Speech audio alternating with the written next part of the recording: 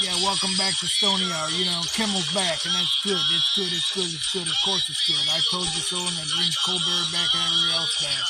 You know, and I also told you the other day that UC Berkeley's now going to turn in 160 names to the Trump administration.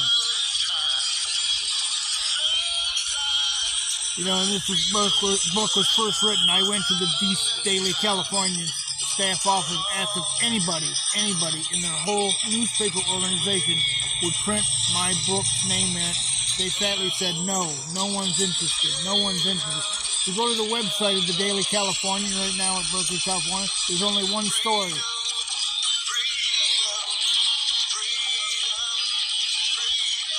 And it's that one right there. Street performance considered, Stony Burke, by Kanwal Roop Singh. Yesterday, around 3 p.m., in front of Donnell Hall, there stood the infamous Stony Burke in his green hair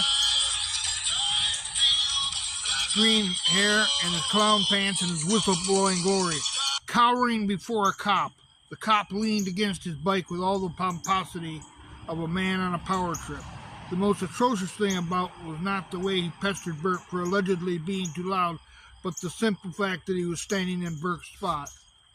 The reporter goes on to say, the first time I encountered Mr. Burke last year was when he had denounced the Tea Party leader as being one of Hitler's testicles that got away.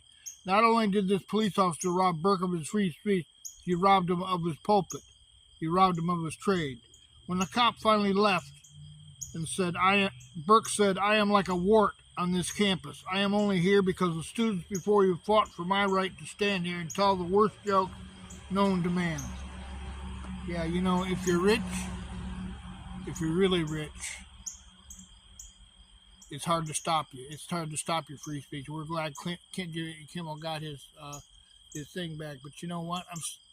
See what that behind me? It's the American flag. When Trump wants to go back and arrest everybody Antifa and outlaw the organization. He's talking about my dad, who at the age of 18 went across to Europe to fight the Nazis, and they won. So, you know what? My dad was not a terrorist. He was just an American.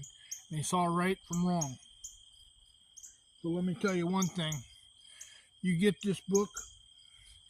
If you were at Berkeley between the years of 1975 and 2015, this should be on your shelf. So that every time you hear somebody say the word free speech or censorship, you say, hey, don't forget Stony Burke, who stood out there with nothing but a clown suit and his voice and his green hair